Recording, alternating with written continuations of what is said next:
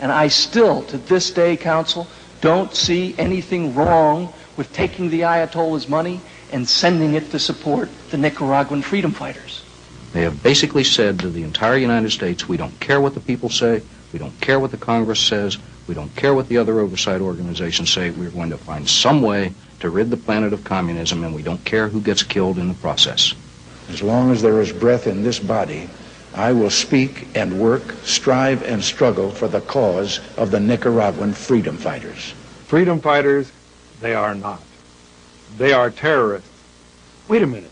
This isn't the way the Constitution was set up. This isn't what the Founding Fathers intended. You start out breaking foreign laws, since most countries have laws against secretly overthrowing their governments, and then you end up breaking the law at home. Sometimes you have to go above the written law. They were willing to literally put the Constitution at risk because they believed somehow there was a higher order of things. We have liberty, and the only way we're going to keep liberty is to have people who are strong, like Reagan and North. Violence is not the answer. You don't teach the democratic way by shoving an M16 down somebody's throat. If we continue these policies to rob ourselves in order to feed this national security monster, we are going to continue to degrade American life. We're only talking about subverting the Constitution, that's all. During this 200th anniversary of our Constitution, Americans are debating the document's meaning. It's a debate about war and peace, freedom and justice, and it's heard from the Capitol down to Main Street, and in this song by pop singer Jackson Browne.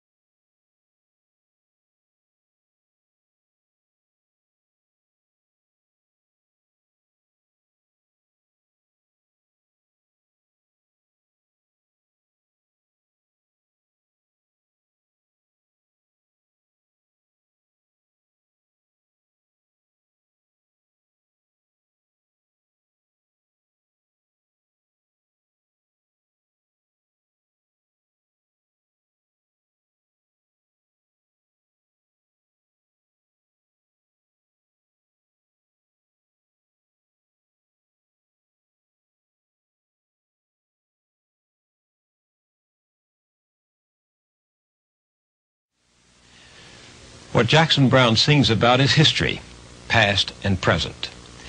I'm Bill Moyers, and in this personal essay, we'll look at that government in the shadows. Next week, Congress will publish a report on the Iran-Contra scandal. My colleagues and I have been investigating it ourselves. In this broadcast, we'll look at what we learned about the secret government in the hearings this summer, the wars and tragedies that have been a part of it for 40 years, and where it will take us if we, the people, let it.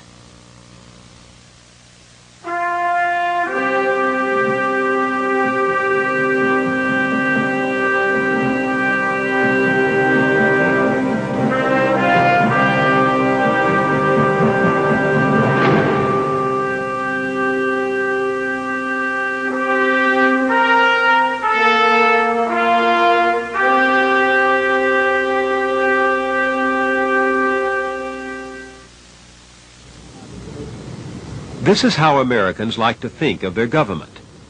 Its values are enshrined in beautiful monuments and noble inscriptions, the temples of our national faith. But for 40 years, a secret government has been growing behind these stately tributes to American ideals, growing like a cancer on the Constitution. It's what people were talking about this summer. They were talking about the abuse of secret power, a breach of faith. Not everybody tells the truth. Not everybody thinks the public is entitled to know the truth. And not everybody thinks they should go by the law. But I don't think we'll ever know the truth about what really happened. I mean, I feel like there's still lies out there. And we still don't know. The thing I started thinking was, this must happen all the time. This time they just got caught. People lined up early every day, waiting to listen in person to the Iran-Contra hearings, while millions watched from home on television. Members of the secret government had been forced from the shadows into the spotlight. I will tell you right now, Counsel, and all the members here gathered, that I misled the Congress. At that meeting? At that meeting. Face to face? Face to face. You made false statements to them about your activities in support of the Contras? I did. Oliver North had been the secret government's chronic liar, long on zeal for his president and the cause. But he was not the only zealot, not the only one to deceive. The hearings revealed a wholesale policy of secrecy shrouded in lies, of passion cloaked in fiction and deception. But the hearings told only part of the story, so let's begin on day one. I, Ronald Reagan, do solemnly swear that I will... President Reagan came to office promising to restore America's military and moral prestige in the world. Voters had responded when he pledged to be tough on terrorists, a vow he repeated time and again. Let me further make it plain to the assassins in Beirut and their accomplices, wherever they may be, that America will never make concessions to terrorists. That's what the president kept saying, but it's not what he was doing. The story broke 1 year ago, on November 3rd, 1986, in a magazine in Lebanon. The United States had defied its own embargo on arms to Iran. Ronald Reagan was offering weapons to the Ayatollah Khomeini in return for the release of American hostages. The president went on television to deny it. The charge has been made that the United States has shipped weapons to Iran as ransom payment for the release of American hostages in Lebanon, that the United States undercut its allies and secretly violated American policy against trafficking with terrorists. Those charges are utterly false. The president was not telling the truth, and when he held a news conference the next week, the pattern of deception continued. Mr. President, I don't think it's still clear just what Israel's role was in this. Could you explain what the Israeli role was here? No, because we, as I say, have had nothing to do with other countries or their shipment of arms or doing what they're doing. That wasn't the truth either. Half an hour later, the White House press office corrected the president. Israel had been a key player in the sale of arms to Iran. Rapidly now, the web of secrets was unraveling. On November 25th, the president's old friend and ally, Attorney General Edwin Meese, revealed the deepest secret of all. Certain monies which were received in the transaction between representatives of Israel and representatives of Iran were taken and made available to the forces in Central America which are opposing the Sandinista government there. The Constitution is ambiguous on many things, but not on this. The president, quote, shall take care that the laws be faithfully executed. Yet President Reagan himself approved selling arms to Iran. And as for the illegal diversion of funds to the Contras, well, the president's national security advisor said the decision had been his. I made a very deliberate decision not to ask the president so that I could insulate him from the decision and provide some future deniability for the president if it ever leaked out. But there was no denying that the president's men knew what was in the president's mind. And he had been very adamant at the time that he says, look, I don't want to pull out our support for the Contras for any reason. This would be an unacceptable option. Isn't there something that I could do unilaterally? Unilaterally. In other words, without congressional approval. Ronald Reagan's message was clear. Find some way, any way, to help the Contras. So I guess in a way they are counter-revolutionary, and God bless them for being that way. And I guess that makes them Contras, and so it makes me a Contra too. The Contras. Ronald Reagan compared them to our founding fathers. In reality, Ronald Reagan and CIA Director William Casey were their founding fathers. 2 months after his inauguration, the president approved the funds which Casey used to create the Contras. Their ultimate goal was the violent overthrow of the Nicaraguan government. a government the United States legally recognizes. So the war had to be carried out covertly as a campaign of terror. But Americans were outraged when CIA agents mined the Nicaraguan harbors and blew up fuel tanks, causing thousands of Nicaraguan citizens to flee their homes. Congress, in protest, cut off the Contra funds. When the president refused to give up on his creation, the Contras cheered. Viva Reagan! Viva Reagan! But how to keep the Contra war going despite Congress, the law, and public opinion? First, a small cabal in the White House took charge of policy. The president, CIA Director Casey, National Security Advisors McFarlane and Poindexter, and their aide, Colonel North, who did not wear his Marine uniform when he worked for the secret government. To raise money for the Contras, the secret team turned to right-wing governments that could do favors for the United States and receive favors in return. The King of Saudi Arabia doled out $1 million a month. The Sultan of Brunei coughed up $10 million that was misplaced through a White House error. The secret government also encouraged the fundraising efforts of General John Singlaub. Relieved of his command for insubordination in 1977, he now runs the World Anti-Communist League. I represent hundreds of thousands of Americans who are sympathetic to your cause and want to help. Here at home, wealthy right-wingers were solicited directly by Oliver North. Some of them were told their contributions would get them invited to the Oval Office. Conservative activist Carl Channel, who later pleaded guilty to conspiracy to defraud the government, worked directly with Colonel North, pumping donors like investor Joseph Aboyle. I take it your encounters invariably involved both Mr. Channel and Colonel North. And maybe Channel took you to North, and then you met with North, and then subsequently you would meet with Channel. But in a sense, they worked as a team. In a sense, yes. Mrs. Garwood, is that true in your instance as well? I would say that's a fairly accurate description. All this was being done to advance the president's policies, but it wasn't enough. To get around the law, the White House then enlisted the services of something called the Enterprise. The Enterprise is the group of companies that Mr. Hakim formed to manage the Contra and the Iranian project. Who controls the Enterprise?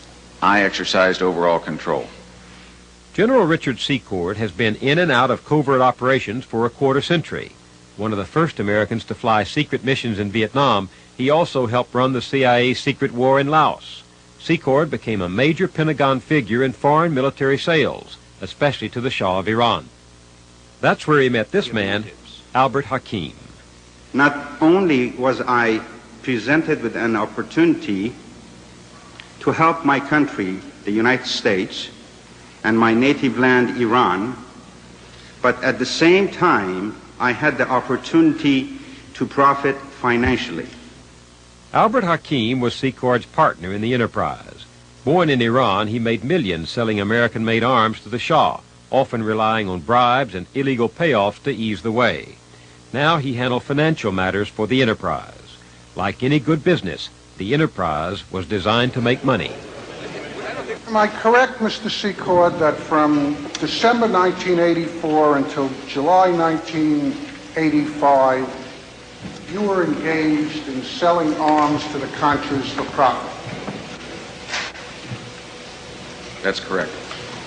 Then, at the direct request of the secret White House team, the Enterprise brokered American arms to the Ayatollah Khomeini. Beyond Secord and Hakim, it grew to include a shadowy network of arms dealers, fraudulent companies, and secret bank accounts.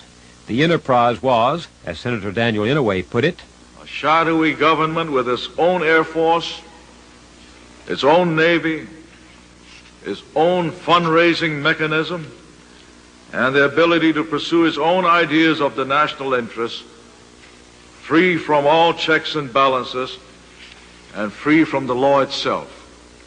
Here's just one example of how the Enterprise worked.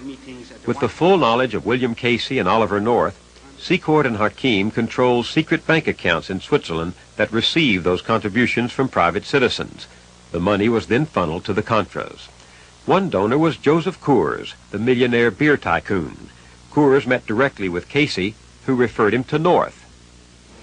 I told him that I was interested in seeing what I could do, and I asked him for his recommendation.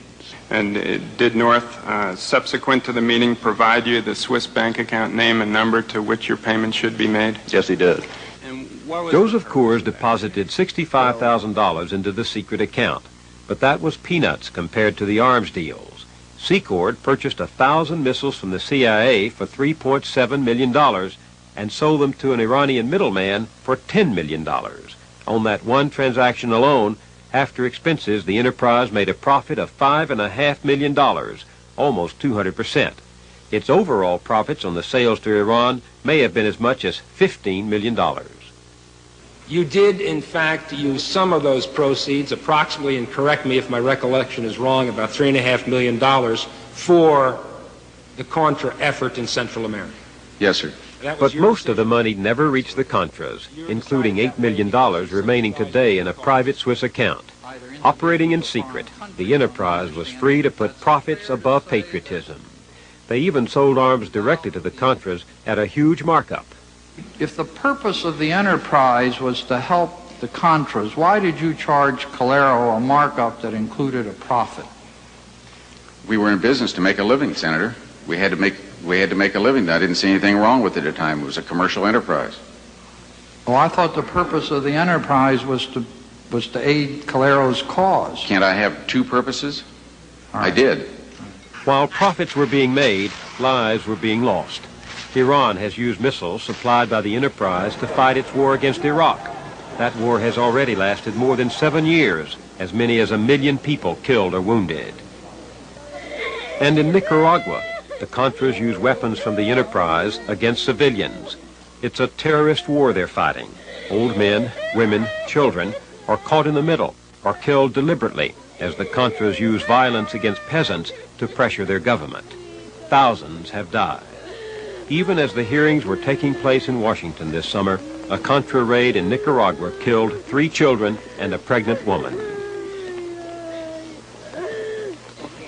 As the casualties mounted, the secret government in Washington knew that the Contra leaders were not such noble freedom fighters after all. Colonel North learned that from his own liaison with the Contras, Robert Owen. I was but a private foot soldier who believed in the cause of the Nicaraguan democratic resistance. Owen sent a secret memo to his boss. He reminded North that the chief Contra leader, Adolfo Calero, is a creation of the United States government, and he warned North that those around Calero, quote, are not first-rate people. They're liars, greed and power motivated. This war, he said, has become a business to many of them. Owen's judgment has been supported by disillusioned rebels who quit the struggle in disgust with Contra leaders. People who had never dirtied their boots, people who never went to the field, people who didn't even know how to pick up a rifle, pretending being a facade for the CIA, and whose only concern was making money. Alberto Sur is a former Contra officer who once won the personal congratulations of Ronald Reagan, but then he discovered corruption among the Contras. They bought shoddy goods and put them at hiked-up prices. They bought low-grade grains like rice and beans and corn and sugar and salt and put them up for sale or build them for themselves at the highest prices. They did the same with ammunitions. They did the same with rifles. All this, the contempt for Congress, the defiance of law, the huge markups and profits, the secret bank accounts, the shady characters, the shakedown of foreign governments, the complicity in death and destruction, they did all this in the dark because it would never stand the light of day. Secrecy is the freedom zealots dream of. No watchman to check the door, no accountant to check the books, no judge to check the law. The secret government has no constitution. The rules it follows are the rules it makes up. So William Casey could dream that the enterprise might take on a life of its own, permanent and wholly unaccountable. The director was interested in the ability to go to an existing, as he put it, off-the-shelf, self-sustaining, stand-alone entity that could perform certain activities on behalf of the United States. Are you not shocked that the Director of Central Intelligence is proposing to you the creation of an organization to do these kinds of things outside of his own organization? Counsel, I can tell you I'm not shocked.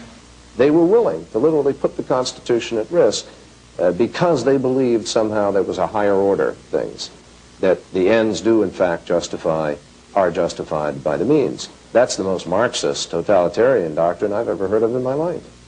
Senator John Kerry of Massachusetts, a veteran of the Vietnam War, is a member of the Senate Foreign Relations Committee. If you can have a retired general and a colonel, in Mufti running around, making deals in other countries on their own, soliciting funds to wage wars, to overthrow governments, and hide it from the American people so you have no accountability, you've done the very thing that James Madison and others feared most when they were struggling to put the Constitution together, which was to create an accountable system which didn't have runaway power, which didn't concentrate power in one hand so that you could have one person making a decision and running off against the will of the American people. What could possibly justify it? The fight against communism, of course. This nation cannot abide the communization of Central America. We cannot have Soviet bases on the mainland of this hemisphere. It means dirty wars and dirty tricks, lying and deceit. These operations were designed to be secrets from the American people. Mr. Niels, I'm at a loss as to how we could announce it to the American people and not have the Soviets know about it. Well, in fact, Colonel North, you believed that the Soviets were aware of our sale of arms to Iran, weren't you? We came to a point in time when we were concerned about that. Since our adversaries know about covert operations, the only people fooled are the American people. But consent is the very heart of our constitutional system. How can people judge what they do not know, or what they are told falsely? It's something troubling Americans these days. All the neighborhoods around here, if we get to talking about politics, they used to talk about the bureaucrats. Used to talk just about politicians, they're kind of slick people, just like used car salesmen or what else have you. Lawyers get thrown into that whole pack too. Now they're talking about the liars. That's what I hear all the time. Well, the liars are at it again, We do live in a democracy, don't we? We do, sir. Thank God. In which it is the people, not one Marine lieutenant colonel, that get to decide the important policy decisions for the nation. Yes. It isn't the first time that men who express reverence for democracy in public have violated the values of democracy in practice. The secret government is an interlocking network of official functionaries, spies, mercenaries, ex-generals, profiteers, and super patriots who, for a variety of motives, operate outside the legitimate institutions of government. Presidents have turned to them when they can't win the support of the Congress or the people, creating that unsupervised power so feared by the framers of our Constitution. Just imagine that William Casey's dream came true. Suppose the enterprise grew into a super-secret, self-financing, self-perpetuating organization. Suppose they decided on their own to assassinate Gorbachev or the leader of white South Africa. Could a president control them? And what if he became the enterprise's public enemy number one? Who would know? Who would say no? During the Bolshevik Revolution in Russia, Lenin created something called the Cheka, a secret organization run by 8 lieutenants reporting directly to him and filled with zealots who sabotaged and terrorized opponents. They made up their own rules, they chose their own missions, and they judged their own operations. You say it can't happen here.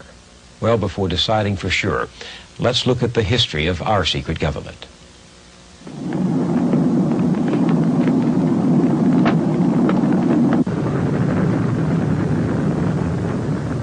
World War II was over. Europe lay devastated. The United States emerged as the most powerful nation on earth. But from the rubble rose a strange new world, a peace that was not peace, and a war that was not war. We saw it emerging when the Soviets occupied Eastern Europe. The Cold War had begun. An iron curtain has descended across the continent. Behind that line lie all the capitals of the ancient states of Central and Eastern Europe. The Russians had been our ally against the Nazis, an expedient alliance for the sake of war. Now they were our enemy. To fight them, we turned to some of the very men who had inflicted on humanity the horrors of Hitler's madness. We hired Nazis as American spies. We struck a secret bargain with the devil. One that I know real well is Klaus Barbie. He was wanted by the French as their #1 war criminal. And somehow we employed a man like that as a very secretive informant. Erhard Dabringhaus was employed in the U.S. Army Counterintelligence Corps and assigned to work with Nazi informants spying on the Russians. One of them was Klaus Barbie, the Butcher of Lyon, who had tortured and murdered thousands of Jews and resistance fighters. During the time I learned that Barbie was really such a brutal murderer, I reported this to my headquarters, and I thought I was going to get a promotion. I thought there was a big picture of a deal I had here, you know. And the answer was, Dabringhaus, keep quiet until he's no longer useful, then we'll turn him over to the French. Under those conditions, I thought, well, okay, let's work with him. You know, if you're an intelligence officer, you work with the devil. The Americans did not turn Barbie over to the French when they finished with him. They helped him escape to Bolivia. Other top Nazis were smuggled into the United States to cooperate in the war against the new enemy. Dabringhaus still remembers the attitude of his superiors. The new enemy was the only enemy. They seem to have had a preconceived program of what the communists are up to. And if I send in a report that there was a Nazi war criminal running around over there, forget it, we're not interested in the Nazis anymore, we're concentrating on the communists. So began the morality of the Cold War. Anything goes. The struggle required a mentality of permanent war, a perpetual state of emergency. And it meant a vast new apparatus of power that radically transformed our government. Its foundations were laid when President Truman signed into law the National Security Act of 1947. Now, that National Security Act of 1947 changed dramatically the direction of this great nation. It established the framework for a national security state. Admiral Jean LaRocque rose through the ranks from ensign to become a strategic planner for the Pentagon, and now heads the Center for Defense Information, a public interest group. The National Security Act of 47 gave us the National Security Council. Never have we had a National Security Council so concerned about the nation's security that we were always looking for threats and looking how to orchestrate our society to oppose those threats. National security was invented almost in 1947, and now it has become the prime mover of everything we do is measured against something we invented in 1947. The National Security Act also gave us the Central Intelligence Agency. This is the house the Cold War built, the CIA, the core of the new secret government. Its chief legitimate duty was to gather foreign intelligence for America's new role as a world power. Soon it was taking on covert operations, abroad and at home. As its mission expanded, the CIA recruited adventuresome young men like Notre Dame's All-American Ralph McGehee. I look back to the individual that I was when I joined the agency.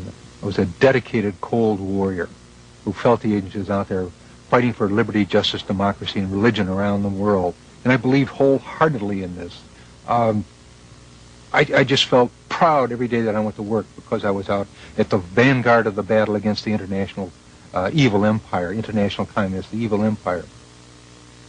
Iran, 1953. The CIA mounted its first major covert operation to overthrow a foreign government. The target was the Prime Minister of Iran, Mohammad Mossadegh. He held power legitimately through his country's parliamentary process, and he was popular. Washington had once looked to him as the man to prevent a communist takeover. But that was before Mossadegh decided that the Iranian state, not British companies, ought to own and control the oil within Iran's own borders.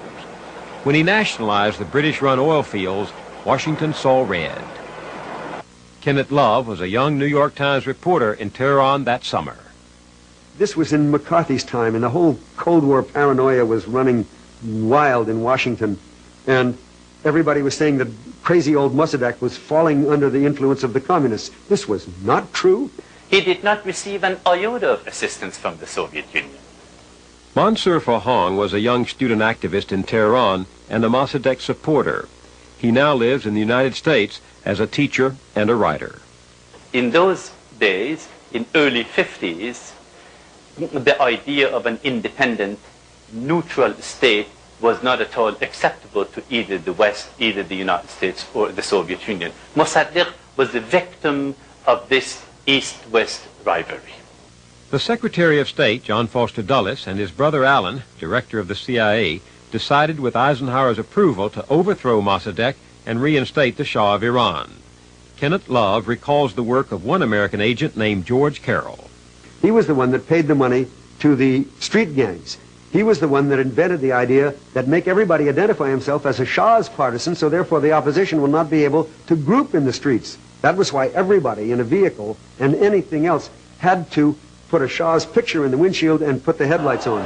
And that you had to do, or you would have your windshield clubbed in and be dragged out and beaten up and killed or whatever. The mobs paid by the CIA and the police and soldiers bribed by the CIA drove Mossadegh from office. Crown Prince Abdullah greets the Shah as he lands at Baghdad airport after a 7-hour flight from Rome. The King of Kings was back in control and more pliable than Mossadegh. American oil companies took over almost half of Iran's production. U.S. arms merchants moved in with $18 billion of weapon sales over the next 20 years.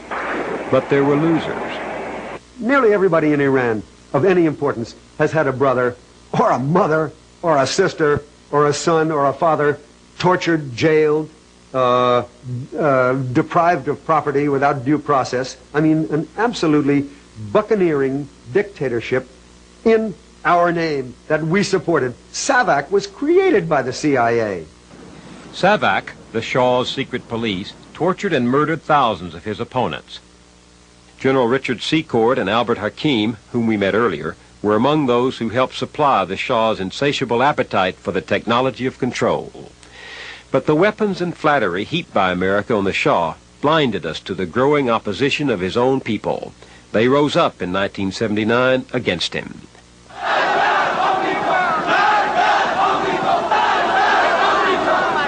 Death to the Shah, they shouted. Death to the American Satan. Khomeini is a direct consequence, and the hostage crisis is a direct consequence, and the resurgence of the Shia is a direct consequence of the CIA's overthrow of Mossadegh in 1953. It's cited often as a wonderful example of an efficient CIA accomplishing something good. In reality... Edwin Firmage is a professor of law, former White House fellow, and constitutional scholar. You create a nation who hates you enormously, who views you as a devil, an evil force. You create in that state sufficient forces of unrest that you don't have stability, and those chickens come home to roost.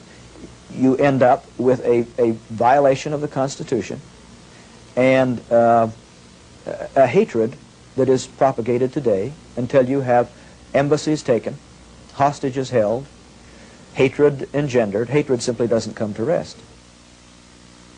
Guatemala, 1954. Flushed with success, America's secret government decided another troublesome leader must go. This time it was Jacobo Arbenz, the democratically elected president of Guatemala. Philip Rettinger was recruited from the Marines to join the CIA team. It was explained to me that it was very important for the security of the United States that we were going to prevent a Soviet beachhead in this hemisphere, which we have heard about very recently, of course, and that the Guatemalan government was communist, and we had to do something about it. President Arbenz had admired Franklin Delano Roosevelt, and his government voted often with the American position at the United Nations. But in trying to bring a new deal to Guatemala, Arbenz committed two sins in the eyes of the Eisenhower administration. First, when he opened the system to all political parties, he recognized the communists too. Well, of course, there was no no even a hint of communism in his government. He had no communists in his cabinet. He did permit the existence of a very small communist party. Arbenz also embarked on a massive land reform program. Less than 3% of the landowners held more than 70% of the land. So Arbenz nationalized more than 1.5 million acres, including land owned by his own family, and turned it over to peasants. Much of that land belonged to the United Fruit Company, the giant American firm that was intent on keeping Guatemala quite literally a banana republic. United Fruit appealed to its close friends in Washington, including the Dulles brothers, who said that Arbenz was openly playing the communist game. He had to go. This was sudden death for him. I mean, there was no chance of him winning this fight because of the fact that he had done this to the United Fruit Company, plus the fact that he was overthrowing the hegemony of the United States over this area. And this was dangerous. It could not be tolerated. We couldn't tolerate this. From Honduras, the same country that today is the Contra staging base, the CIA launched a small band of mercenaries against Guatemala. They were easily turned back. So with its own planes and pilots, the CIA then bombed the capital. Arbenz fled and was immediately replaced by an American puppet, Colonel Carlos Castillo Armas. He overturned all of the reformist activity of President Arbenz. He gave the land back to the United Fruit Company that had been confiscated. He took land from the peasants and gave it back to the landowners. The CIA had called its covert action against Guatemala Operation Success. Military dictators ruled the country for the next 30 years. The United States provided them with weapons and trained their officers. The communists we saved them from would have been hard-pressed to do it better. Peasants were slaughtered. Political opponents were tortured. Suspected insurgents were shot, stabbed, burned alive, or strangled. There were so many deaths at one point that coroners complained they couldn't keep up with the workload. Operation Success. What we did has caused a succession of repressive military dictatorships in that country and has been responsible for the death of over 100,000 of their citizens. Success breeds success, sometimes with dreary repetition. Mario Sandoval Alarcon began his career in the CIA's adventure in Guatemala. Today he's known as a godfather of the death squads. In 1981, after lobbying Ronald Reagan's advisors for military aid to Guatemala, Sandoval Alarcon danced at the inaugural ball. Richard Bissell, another veteran of the Guatemalan coup, went on to become the CIA's chief of covert operations. I looked him up several years ago for a CBS documentary. He talked about a secret report prepared for the White House in 1954 by a group of distinguished citizens headed by former President Herbert Hoover. Quote, "It is now clear that we are facing an implacable enemy whose avowed objective is world domination. There are no rules in such a game. Hitherto accepted norms of human conduct do not apply. If the United States is to survive, long-standing American concepts of fair play must be reconsidered. We must learn to subvert, sabotage, and destroy our enemies by more clever, more sophisticated, more effective methods than those used against us." Was that the prevailing ethic? I think that's an excellent statement of the prevailing view, at least the view of those who'd had any contact with covert operations of one kind or another. In other words, the nature of the enemy is such that any tactics are necessary or justified in order to thwart him and defeat him. I believe that was the view. It certainly was my view at the time. Cuba, 1961. 7 years after Operation Success in Guatemala, Bissell was planning another CIA covert operation. The assault has begun on the dictatorship of Fidel Castro. On April 17, 1961, Cuban exiles trained by the CIA at a base in friendly Guatemala landed on the southern coast of Cuba at the Bay of Pigs. The U.S. had promised air support, but President Kennedy canceled it. The invaders, left defenseless, surrendered. 7 months after the disastrous invasion, Kennedy delivered a major foreign policy address. We cannot, as a free nation, compete with our adversaries in tactics of terror, assassination, false promises, counterfeit mobs, and crises. The president was not telling the truth. Even as he spoke, his administration was planning a new covert war on Cuba. It would include some of the dirty tricks the president said we were above. The secret government was prepared for anything. At one time, the CIA organized a small department known as Executive Action, which was a permanent assassination capability. How did it that wasn't just an assassination capability. It was a capability to discredit or get rid of people. But it could have included assassination.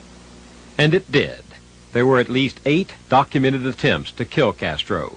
He says there were 24. And there was even one effort to put LSD in his cigars. To help us get rid of the Cuban leader, our secret government turned to the mafia, just as we once made use of Nazis. The gangsters included the Las Vegas mafioso John Rosselli, the Don of Chicago, Sam Giancana, and the boss of Tampa, Santo Trafficante. I think we should not have involved ourselves with the mafia. I think an organization that does so is losing control of the security of its information. I think we should have been afraid that we would open ourselves to blackmail. If I read you correctly, you're saying it's the involvement with the mafia that disturbed you and not the need or decision to assassinate a foreign leader. Correct. It's a chilling thought, made more chilling by the assassination of John Kennedy. The accusations linger. In some minds, the suspicions persist of a dark, unsolved conspiracy behind his murder. You can dismiss them, as many of us do, but knowing now what our secret government planned for Castro, the possibility remains. Once we decide that anything goes, anything can come home to haunt us. The sad thing of the last few years is, both with regard to Central America, where our covert activities have included assassination manuals, as well as what may have occurred in Libya with regard to a bombing raid on Gaddafi, a person no American can sympathize with, is that the assassination issue has reared its head again as an extreme example of a covert kind of activity. My own sense is we make a great, great mistake, and we endanger one person above anyone else, and that's the president, if we engage in assassination types of techniques, because no foreign government can defeat the United States Army, but a lot of foreign individuals can come up with ways of killing an individual American citizen. Vietnam, 1968. American soldiers are fighting and dying in the jungles of Southeast Asia.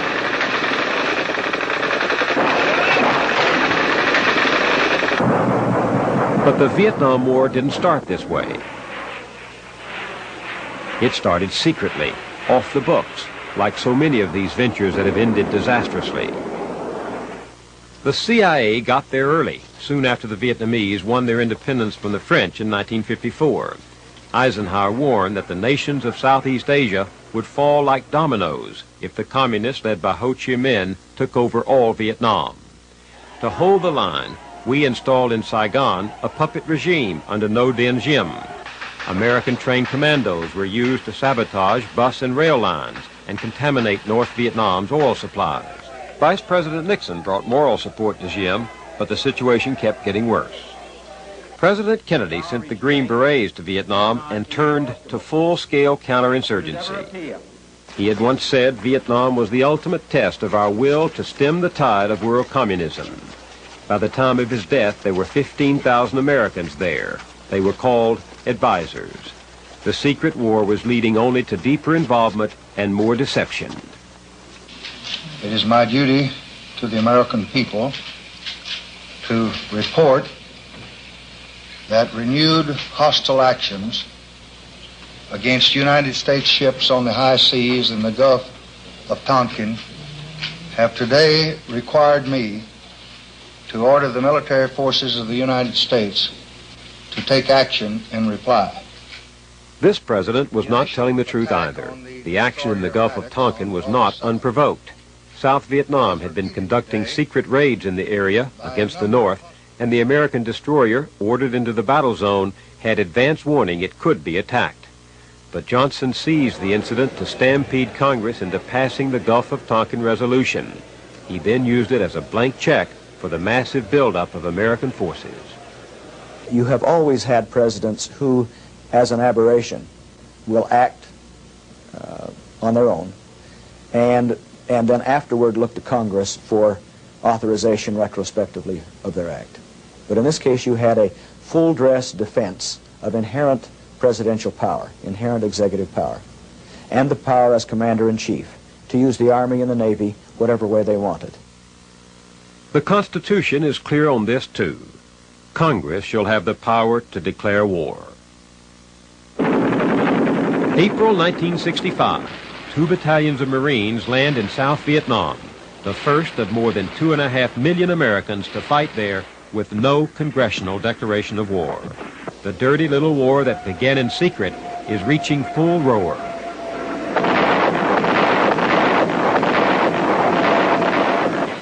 Free fire zones, defoliation, the massacre at My Lai, napalm, and the CIA's Operation Phoenix to round up, torture, and kill suspected Viet Cong.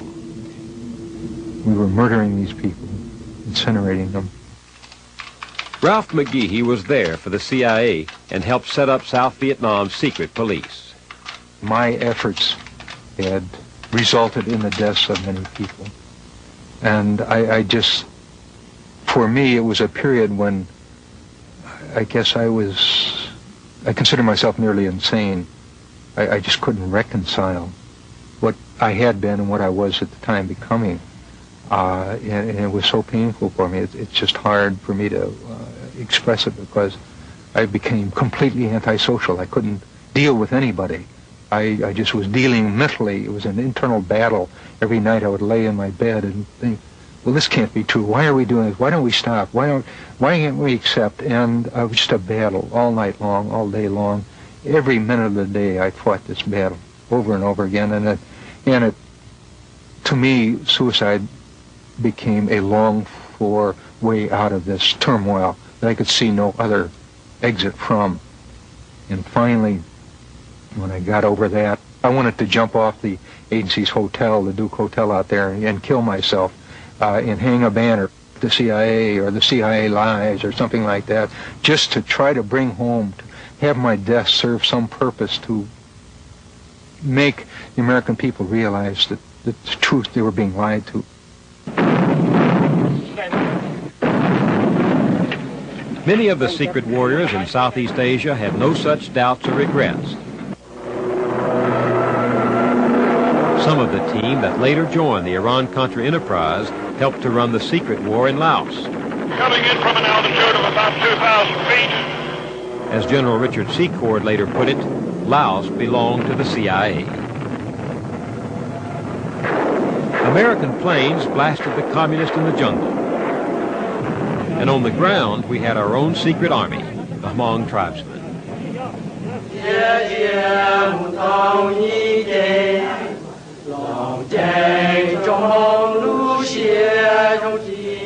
The Hmong fought the communists for 15 years, while our secret government made grandiose promises to them about the future.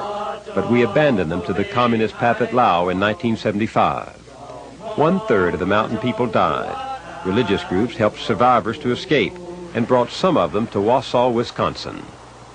I wouldn't be here if my father and my brothers were involved, during this secret war. I am here because I have no choice of being here. I would be, like I say, an example here right now, 27 years after, of a CIA, goof up, because they weren't willing to carry through their, goals. They think that it was so simple that people are just like the pawn of a game, like a chess game, that you can move them around anywhere you want. But you have to understand that human life is very different from, playing with human life is different from playing a game. Because a game, once you lose, there's nothing at stake. But when you lose a person's life or devastate a whole country as they did to my country, that is very important, Please. During the hearings this summer, Oliver North repeated something we've heard often in the last 40 years from presidents and the president's men. I want you to know lying does not come easy to me. I want you to know that it doesn't come easy to anybody. But I think we all had to weigh in the balance the difference between lives and lies. But these memories suggest a different equation. The lives lost because we lied to ourselves and to others. Someone always pays for decisions made secretly in Washington. Looking at such pictures brings to mind the words of an old ally, a Vietnamese official who survived the fall of Saigon and escaped to America. Life and death issues for us, he says, were merely bargaining chips in the American pursuit of global policy. I played a minor role in the Kennedy administration and a much larger one for half the Johnson years. I saw the Peace Corps go forth one day and the Green Berets the next. Once I wrote a speech for LBJ which implied a striking coincidence between the president's wish and God's will. A wise older man from my past called to gently upbraid me. He reminded me that it's very important how we talk about God, because there can be disastrous consequences to what we say. Just so, we've learned that presidents must be very careful talking about what they want this nation to do, because the United States can unhinge whole countries simply by shifting our weight. We suffered then the passion of the time, that America's defense and security were at stake in Vietnam. But our obsession was the real threat. Vietnam pushed the Cold War morality to its extreme conclusion, exorbitant means to accomplish limited ends. Anything goes. The wounds still run deep. There are 58,000 names on this wall. 58,000 men died in Vietnam. Their deaths, and all the deaths in Southeast Asia, the names not on this wall, raise painful questions about our secret government and our role in the world. Were we certain what we asked people to die for? The men who wrote our Constitution tried to make it hard to go to war. Human life was at stake, they knew, and the character of our republic. War should be soberly decided, publicly debated, and mutually determined by the people's representatives. It is the people, after all, who must fight, pay, and die once the choice is made. The Constitution was to protect them from dying for the wrong reasons. It was to protect them from killing for the wrong reasons.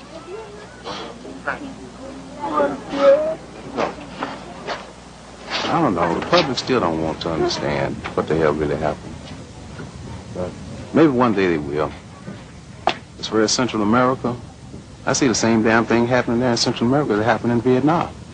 Well, I think the country has learned very graphically that we better be really assured that if we're going to send our young men and women off to die like this, that it better really be in the interest of every citizen of this United States to sacrifice somebody like that so that we don't have more blood on this wall or other walls. And I think that we ask a lot of questions now that we didn't used to ask. We want to know why. And we'll hear Ollie North's analysis of what's happening with the Contras, and a lot of us say we want some more verification of that. We want to know just what are we involving ourselves in when we go to do that. Looking back, it's stunning how easily the Cold War enticed us into surrendering popular control of government to the national security state. We've never come closer to bestowing absolute authority on the president. Setting up White House groups that secretly decide to fight dirty little wars is a direct assumption of the war powers expressly forbidden by the Constitution. Not since December 1941 has Congress declared war. Since then, we've had a police action in Korea, advisors in Vietnam, covert operations in Central America, peacekeeping in Lebanon, and low-intensity conflicts going on right now from Angola to Cambodia. We've turned the war powers of the United States over to where we're never really sure who, or what they're doing, or what it costs, or who is paying for it.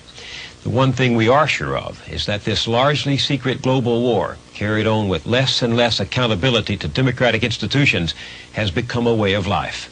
And now we're faced with a question brand new in our history. Can we have the permanent warfare state and democracy too? A shellfish toxin. In 1975, as the war in Vietnam came to an end, Congress took its first public look at the secret government. Senator Frank Church chaired the Select Committee to study government operations. The hearings opened the books on a string of lethal activities, from the use of electric pistols and poison pellets to mafia connections and drug experiments. And they gave us a detailed account of assassination plots against foreign leaders and the overthrowing of sovereign governments. We learned, for example, how the Nixon administration had waged a covert war against the government of Chile's president, Salvador Allende, who was ultimately overthrown by a military coup and assassinated. Like Caesar peering into the colonies from distant Rome, Nixon said the choice of government by the Chileans was unacceptable to the President of the United States. The attitude in the White House seemed to be, if in the wake of Vietnam I can no longer send in the Marines, then I will send in the CIA. But the secret government had also waged war on the American people. The hearings examined a long train of covert actions at home, from the bugging of Martin Luther King by the FBI under Kennedy and Johnson to gross violations of the law and of civil liberties in the 1970s.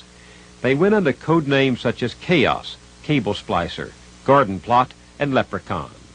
According to the hearings, the secret government had been given a license to reach all the way to every mailbox, every college campus, every telephone, and every home. You start out breaking foreign laws, since most countries have laws against secretly overthrowing their governments, and then you end up breaking the law at home and coming to feel a contempt for the law, for your colleagues and associates, for the Congress and the public, and for the Constitution. Morton Halperin worked for Henry Kissinger on the National Security Council in 1969. Critical of policies in Cambodia and Vietnam, he resigned. He later discovered his telephone had been bugged for 21 months. He is now the director of the Washington office of the American Civil Liberties Union. What you have is a growing gap between the perceptions inside the executive branch about what the threats are to our national security and the beliefs in the Congress and the public about the threats to national security. And that leads to secrecy. That is what drives the policy underground. That's what leads the president to rely more on covert operations, what leads the president and his officials to lie to the public and lie to the Congress about the operation. Precisely because they cannot get their way in public debate, they are driven to seek to circumvent the democratic process. And the president ought not to be in a position, in my humble opinion, of having to go out and explain to the American people on a bi-weekly basis or any other kind that I, the president, am carrying out the following secret operations. It just can't be done. It is said that the constitutional system of checks and balances has so prohibited the president, so hamstrung him, that he cannot effectively lead foreign policy, that he has to be resorting to clandestine, covert, secret methods. He needs to do that only when he wants to subvert Congress. If Congress says don't do that, and the president says, but I want to, I really want to, the conclusion from that isn't that the president is right. It is that the president is considering being an outlaw. It's been said that the secret realm of government is the deformed offspring of the modern presidency. Presidents take an oath to uphold the Constitution, but then they find the cumbersome sharing of power with Congress an obstacle and start looking for shortcuts to silence their critics and achieve their objectives. And it goes back to the beginning. I mean, there is a famous letter which Madison wrote late in his life in which he said, perhaps it is a universal truth that the loss of liberty at home will be charged to dangers real or imagined from abroad. And that is the lesson of history. Was the incentive so great or the prospect? But we don't seem to learn the lessons of history. Just 14 years ago, another Senate committee listened to another string of witnesses. The names still trip off the tongue. Haldeman, Ehrlichman, Mitchell, and Dean. I began by telling the president that there was a cancer growing on the presidency, and if the cancer was not removed, the president himself would be killed by it. The White House crimes known as Watergate. Cover would be taken off of the telephone, and two of the wires connected with this Crimes against democracy. would be To harass opponents, the Nixon White House had set up a secret team called the Plumbers. They bugged phones, opened mail, and burglarized the president's critics. Senator Inouye read the Watergate Committee a secret White House memo containing the Nixon enemies list and how the Plumbers intended to punish them. Stated a bit more bluntly, how we can use the available federal machinery to screw our political enemies. In both the Watergate and Iran-Contra hearings, there was contempt for Congress. I believe Congress set up the FBI to determine what was going on in this country, didn't it? Among other things, Mr. Chairman. It set up the CIA to determine what was going on in respect to foreign intelligence, didn't it? Yes, sir. And a number of others. But it didn't set up the plumbers, did it? Of course, the Congress doesn't do everything, Mr. No, Chairman. but Congress is the only one that's got legislative power, and I don't know anything, any law that gave the president the power to set himself up what some people have called a secret police, namely the plumbers. What was the reason to withhold information from Congress when they inquired about it? I simply didn't want any outside interference. Now, the outside interference you're talking about was Congress. And I take it the reason they were inquiring was precisely so that they could fulfill with information their constitutional function to pass legislation one way or the other. Isn't that true? Yes, I suppose that's true. And that you regarded as outside interference. There was contempt for the law. If the president could authorize a covert break-in, and you don't know exactly where that power would be limited, you don't think it could include murder or other crimes beyond covert break-ins, do you? Oh, I don't know where the line is, Senator. During your discussions with Mr. Casey, Mr. McFarland, and Mr. Poindexter about the plan, did a question ever arise among you as to whether what was being proposed was legal? Oh, no. I don't think it was. I mean, first of all, we operated from the premise that everything we did do was legal. Well, I'll go back to the And there was contempt for the truth. Now, Mr. Mitchell, do you draw a distinction between not volunteering and lying? Well, it depends entirely on the subject matter. So when you're asked a direct question and you don't volunteer the direct answer, you might say you're not volunteering, but actually you're lying on those respects. Well, I think we'd have to find out what the specifics are of what particular occasion and what case. Could you explain to me the difference that you think there is between knowing that you've left a false impression or a wrong impression and lying, to use an old-fashioned term? Yeah, I think lying we really mean, a deliberate effort to mislead people, to a deliberate effort to leave them with a misleading impression. What I hoped to do was to avoid the question and duck the question as I... President Reagan's men did learn one thing from Watergate. Richard Nixon said it only last year. Just destroy all the tapes. Where are these memoranda? Which memoranda? The memoranda that you sent up to Admiral Poindexter seeking the president's approval. I think I shredded most of that. Did I get them all? I'm not trying to be flippant. I'm just... Well, that was going to be my very next question, Colonel North. Isn't it true that you shredded them? I believe I did. Do you think that what we've seen of the secret sale of arms to Iran and the private war in Nicaragua is on a par with what we saw at Watergate? Oh, the substance of it is far above Watergate. You have the sale of armaments to terrorist groups, which can only foment more kidnapping and more terror and finance it. You have the doing of this by members of the armed forces, a very scary thing. You have the government, at part at least, put in motion doing things that Congress has forbidden, direct illegality. You have constitutional abuses that are enormous. Watergate did drive Richard Nixon from office. I shall resign the presidency effective at noon tomorrow. The imperial presidency was down, but not out. Ronald Reagan ran in 1980 with a strong and clear message. The world was a hostile place and closing in on America. Russian troops were in Afghanistan, Sandinistas were in Nicaragua, and Americans were being held in Iran. President Reagan wanted to reinvigorate the CIA, and he chose a tough director to run it, his campaign manager, William Casey.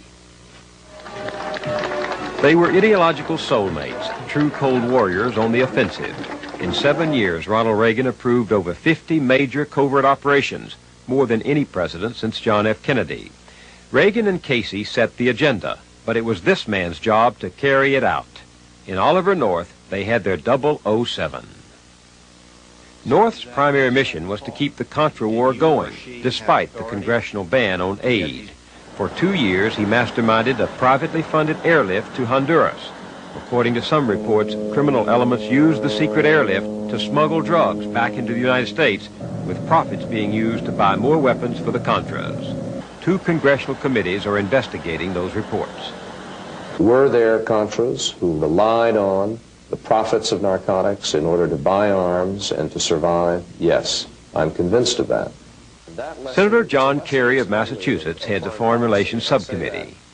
Once you open up a clandestine network which has the ability to deliver weapons or other goods from this country, leaving airfields secretly, under the sanction of a, quote, covert operation, with public officials, DEA, customs, law enforcement, whatever, pulled back because of the covert sanctioning, you've opened the pipeline for nefarious types who are often involved in these kinds of activities to become the people who bring things back in. Oliver North had been told the airlift was using questionable characters. Robert Owen, his contact man with the Contras, wrote from the field that some of the leaders were running drugs. In February of '86, Owen advised North that a resupply plane had been used for shipping drugs. In Owen's words, part of the crew had criminal records. The second sentence says, nice group the boys choose. Who are the boys? CIA. So what happens is the President of the United States says, this is the national security, you must step back and let these people do their job, and therefore a lot of smugglers, drug traffickers, others go through the back door. I don't think the President of the United States said specifically, look the other way to these things. I don't think the President of the United States knew these things were going on. But the President of the United States did encourage to such a degree the continuation of aid to the Contras. And it was so clear through Casey and Poindexter, et cetera, that this was going to please the President if it happened. It's clear that there were those who turned their heads and looked the other way because they knew that this major goal was out there and it was part of it. And if there happened to be these minor aberrations, as people referred to them, that was a price you were paying in the effort to accomplish the larger goal, which larger goal, obviously, was against the law and against the wishes of the Congress and against the American people. How does it happen that to be anti-communist we become undemocratic, as if we have to subvert our society to save it? This is partly the answer. The powers claimed by presidents and national security have become the controlling wheel of government, driving everything else. Secrecy then makes it possible for the president to pose as the sole competent judge of what will best protect our security. Secrecy permits the White House to control what others know, and that's power. How many times have we heard a president say, if you only knew what I know, you would understand why I'm doing what I'm doing? But it's a self-defeating situation. Someone said, everything secret degenerates, even the administration of justice. So in the bunker of the White House, the men who serve the president put loyalty above analysis, and judgment yields to obedience. Just salute and follow orders. This lieutenant colonel is not going to challenge a decision of the commander-in-chief for whom I still work. And I am proud to work for that commander-in-chief. And if the commander-in-chief tells this lieutenant colonel to go stand in the corner and sit on his head, I will do so. That notion troubled Senator Inouye, a combat hero of World War II. He reminded Colonel North of the military code, of a soldier's duty. The Uniform Code makes it abundantly clear that it must be the lawful orders of a superior officer. In fact, it says members of the military have an obligation to disobey unlawful orders. This principle was considered so important that we, the government of the United States, proposed that it be internationally applied in the Nuremberg trials. And so in the Nuremberg trials, we said that the fact that the defendant... May I please register an objection? I find this offensive. I find you're engaging in a personal attack on Colonel North, and you're far removed from the issues in this case. Colonel North's lawyer deflected Senator Inouye, but some of North's fellow officers watching on television took issue with the colonel. I'm 2 years senior to Oliver North out of the Naval Academy, and the only thing he's got on me is a Silver Star and 6 more years in the Corps. And when Oliver North started to say the things he started to say, I literally wanted to throw things at my TV set. I seriously considering mailing my Naval Academy ring back to the Naval Academy and denying ever having gone there. I was so embarrassed and humiliated that a professional military officer would stoop to the dishonor and disgrace and warmongering that Oliver North and Poindexter and McFarland and the rest of the crew did, selling arms to the Iranians after they blew up the Beirut barracks, after they blew up the Beirut embassy, is the most immoral thing. That's like selling Zyklon B to the Germans after you found out the Holocaust is underway. One of my drill instructors in the Marine Corps, by the way, we're talking about, at that time, there were a lot of protests in Washington, D.C., and somebody said, well, those commie lovers or whatever. And the drill instructor told us something as we were about to graduate. He said, what you're fighting for might be wrong or right. Nobody really knows. But he said there's a constitution that allows those people to be out on the streets protesting. He said that's what's worth fighting for. That's what the Constitution is. He said that's what you took an oath to. When you put those bars on as a second lieutenant, you better remember that. I don't think Oliver North had that drill instructor.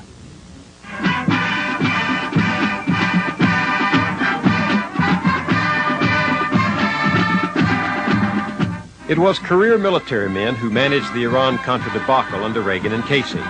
North, Poindexter, McFarland, Secord, Singlaub were all trained to fight wars, not run foreign policy. In war, the aim is absolute and simple: destroy the enemy, no matter what. They had little understanding of politics in Iran, Nicaragua, and most important, in Washington. Our foreign policy has increasingly become a military policy. Ronald Reagan has doubled the number of military men on the staff of the National Security Council. What was created in 1947 as a civilian advisory group to the president has become a command post for covert operations run by the military. Far removed from public view and congressional oversight, they are accountable only to the one man they serve. The framers of the Constitution feared a permanent state of war, with the commander-in-chief served by an elite private corps who put the claims of the sovereign above the Constitution. This is the first page of an order signed and approved by President Reagan. This is the ultimate weapon of the secret government, the National Security Decision Directive, the NSDD. Every president since Harry Truman has issued them. They're not published in any government register. Ronald Reagan has signed at least 280 such directives. They cover everything from outer space to nuclear weapons to covert operations in Iran and Nicaragua. In essence, by an arbitrary and secret decree, the president can issue himself a license to do as he will, where he will. And the only ones who need to know are the secret agents who carry it out, the Knights of the Oval Office. You have testified that as a member of the National Security Council staff, you conducted a covert operation. And my question is, did the President specifically designate the National Security Council staff for that purpose? I think what I have said consistently is that I believe that the President has the authority to do what he wants with his own staff, that I was a member of his staff, that Mr. McFarland was, and that Admiral Poindexter was, and that in pursuing the President's foreign policy goals of support for the Nicaraguan resistance, he was fully within his rights to send us off to talk to foreign heads of state, to seek the assistance of those foreign heads of state, to use other than U.S. government monies, and to do so without a finding. Without a finding. There's a law which requires presidents to make a finding that the national interest will be served by a covert action and to report it to Congress in a timely fashion. The idea is to make sure that both the Congress and the executive, each elected independently by the people, are accountable for what is done in our name. But President Reagan gave himself permission to ignore the requirements of the law. And when he sold arms to our avowed enemy in Iran, he signed the finding after the fact and then ordered that it not be reported to Congress. The president becomes his own arbiter of the law in matters of national security. Or in Richard Nixon's words, when the president does it, that means it is not illegal. I think it is very important for the American people to understand that this is a dangerous world, that we live at risk, and that this nation is at risk in a dangerous world. The issue here is not whether we should pursue a foreign policy that guards against the Soviet Union. That's not the issue, because obviously in significant ways the Soviet Union represents a threat to our interests around the world and to our values. The problem is the excessive American perception of that threat, the pathological ways we construe that threat, and what it leads us to do. Because in addition to distorting our domestic priorities, to undermining our democratic civil liberties at home, in the end, arguably, it actually does damage to our national security. There is a doctrine called the reason of state, that whatever is necessary to defend the state's survival must be done by the individuals responsible for it. Doesn't that take precedence over this 18th century set of values? I think the survival of the state is what the Constitution is about. The reason of state argument is a very slippery thing, and at heart, at best, amoral. The idea amoral? Oh, you bet. I would say it ranges from amoral on the good side to just basically immoral. Assume I'm president, and I'm going to say, Professor Firmage, that's all wonderful, but I deal in an ugly world. The United States is a wonderful place, relatively, because of this document, because of the values the founders inculcated in us. But the world beyond these borders is a pretty ugly world. People don't like us, people don't share those values, people are out to get us. And if I don't do the ugly things that are necessary to protect us from an ugly world, you won't be able to exercise the right of free speech out at that university. I would say poppycock, Mr. President. That is simply nonsense. The whole fight is over means, not ends. Every president with every good intention and every tyrant with whatever his intention has used precisely the same argument. That is, don't constrain me by means and I will get you there safely and well. And I think any time we accept a reason of state argument to justify means that are totally incongruent with the values of our state, we're on the high road to tyranny, and we deserve to be there.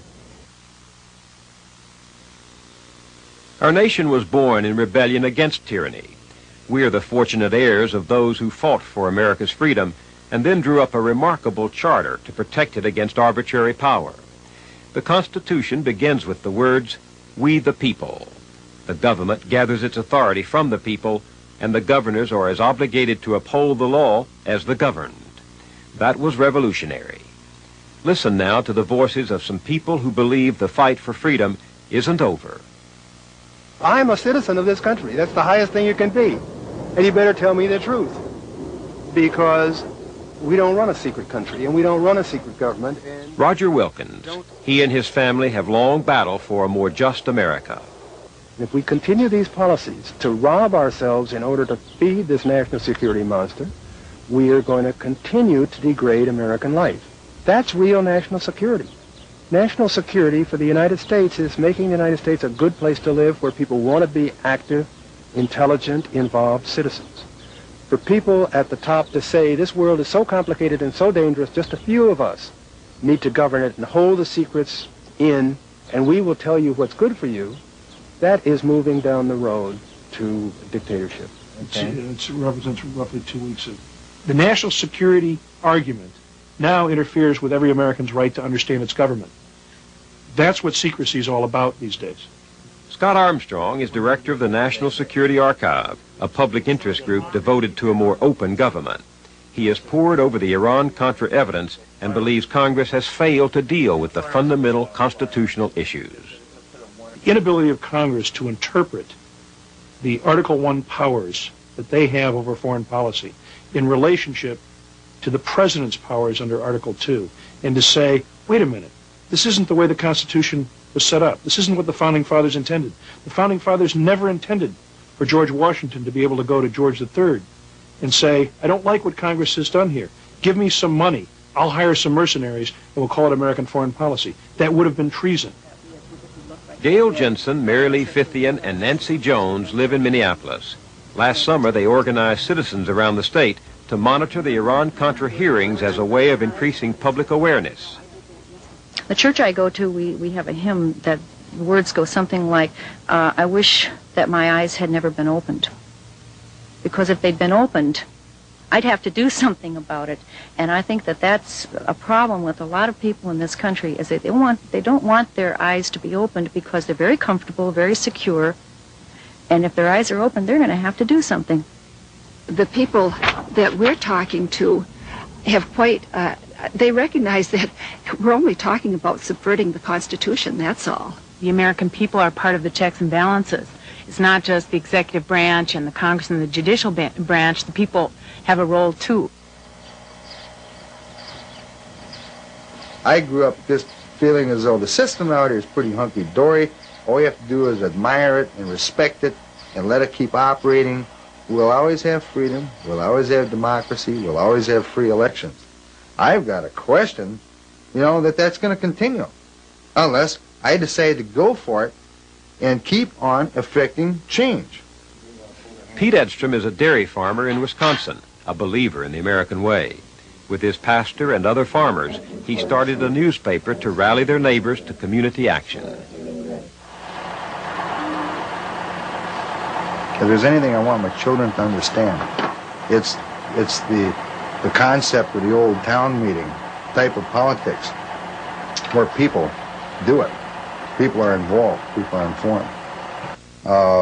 I think that probably the problems this country are in right now, the hearings are a classical example, are clearly a case of an American people not having been involved. I would like to welcome all of you here this afternoon to the Wisconsin Valley Fair. Walter John Chilson is a Republican state senator in Wisconsin, a popular conservative who says the hearings this summer forced him to reconsider his support for U.S. policy in Central America. When you've been a Republican for 20 years and you like to say that the Republicans are the best guys, the guys in the white hats, and the recognition that indeed in this very important situation that wasn't the case, that the policy was dead wrong, I felt an obligation to speak out.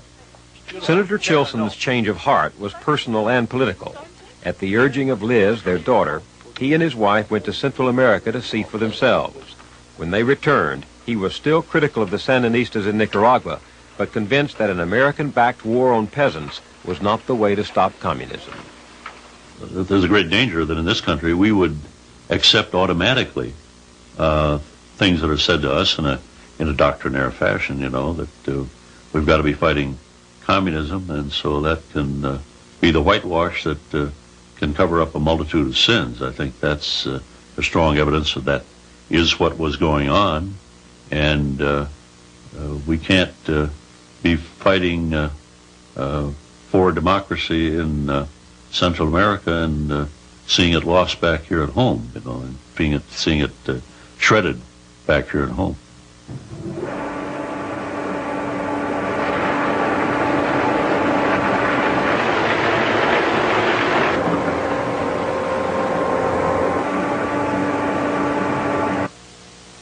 It doesn't have to be.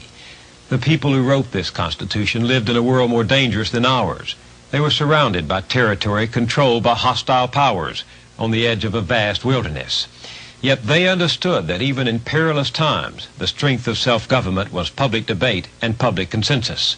To put aside these basic values out of fear, to imitate the foe in order to defeat him, is to shred the distinction that makes us different. In the end, not only our values but our methods separate us from the enemies of freedom in the world. The decisions we make are inherent in the methods that produce them. An open society cannot survive a secret government. Constitutional democracy, you see, is no romantic notion. It's our defense against ourselves, the one foe who might defeat us. I'm Bill Moyers.